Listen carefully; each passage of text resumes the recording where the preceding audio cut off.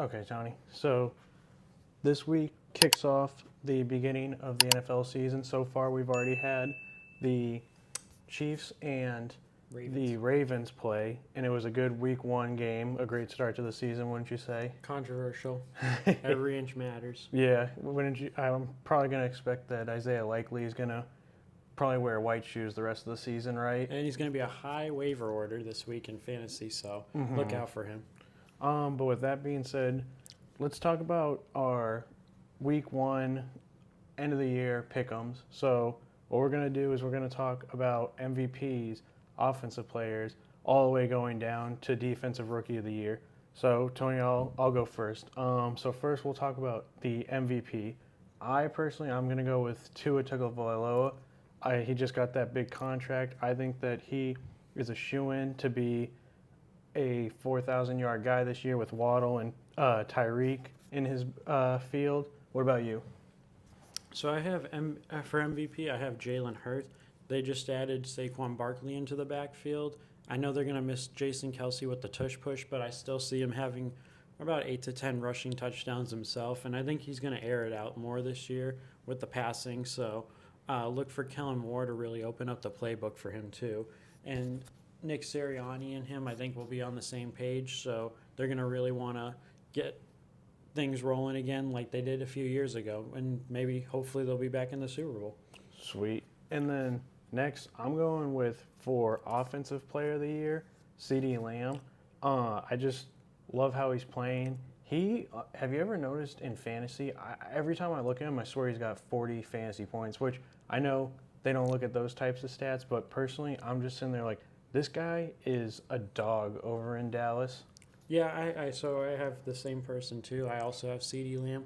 I think Dak Prescott, he's looking for a new big contract, so he's going to be getting it to his guy. There's not a big supporting cast around him, so, look for him to get it roughly around, I would say, 12 targets a game. And I'm going to guess he's going to have about 13 to 14 touchdowns. Nice. And then next, I'm going to head over to the defensive side of the ball, and I'm going with the double X's and Max Crosby. Last season, when I was watching, I'm like, this dude is a killer. He is a dog out there. Every time I watch him, it's crazy how he also gets into the mind of a football player.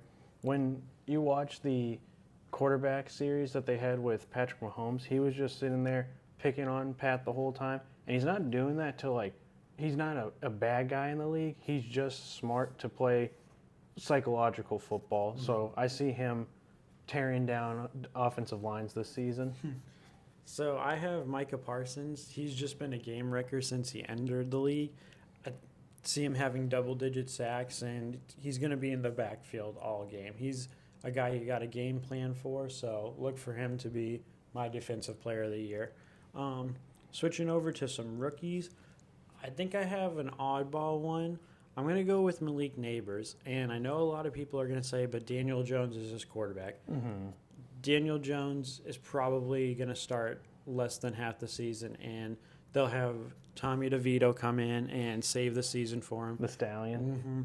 I'm going to guess his stat lines are going to be 1,100 yards, probably somewhere in the 70 to 80 catch range, and 8 to 9 touchdowns. Sweet. My offensive rookie is going to be Xavier Worthy. I know that's kind of cheese after he just had 2 touchdowns last night. Yep. Should have picked him for a multi-score touchdown in my bets. Only did 1. So thank you, Xavier, if you're watching. But I'm picking him just based solely off his speed and then the plays that they have ready for him. I could see him turning into the next Tyreek Hill of the league.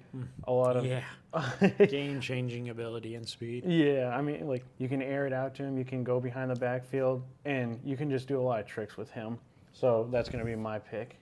For my defense. So we're moving to defense now. Defense wins championships, and I'm going to have Dallas Turner, and the Vikings are not going to win the championship, unfortunately.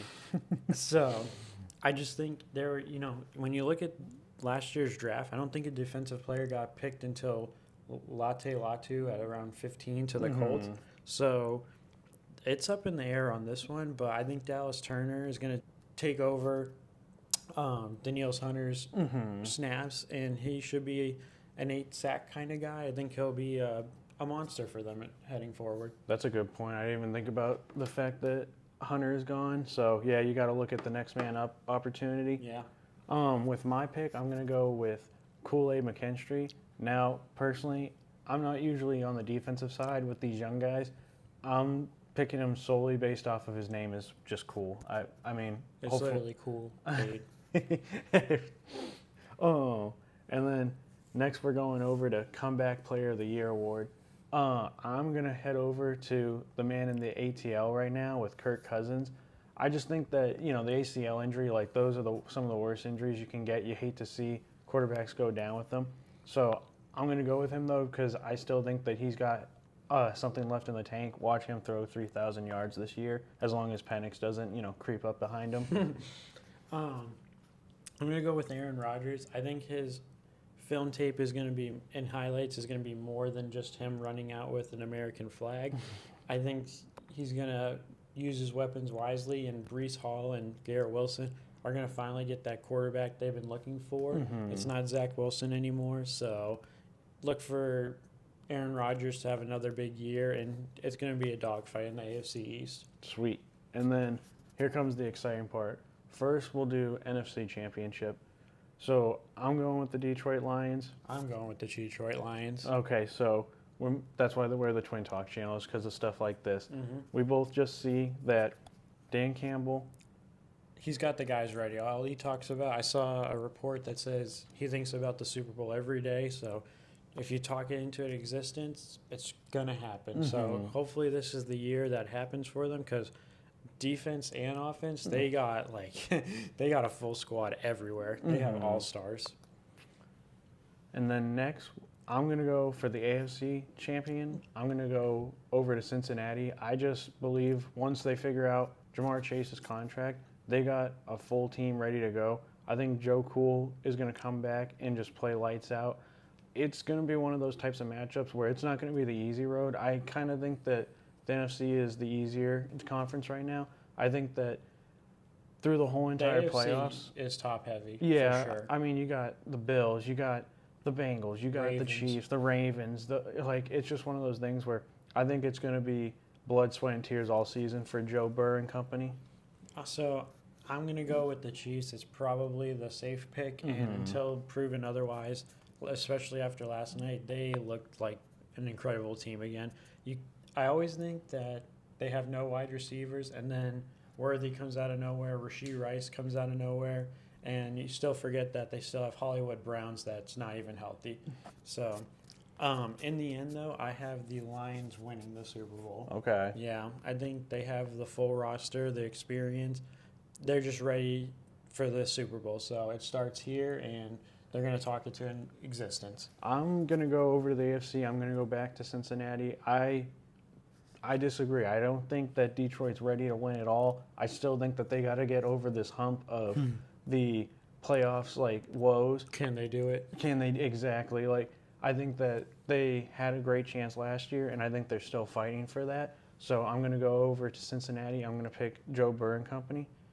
So those are our picks. That's what we're rolling with for this year. We're probably going to be doing more stuff definitely going to be doing more stuff like this now. Again, now that football season's in full swing. So make sure to like, subscribe, and check out the channel. And don't forget to leave who your Super Bowl predictor is for this year.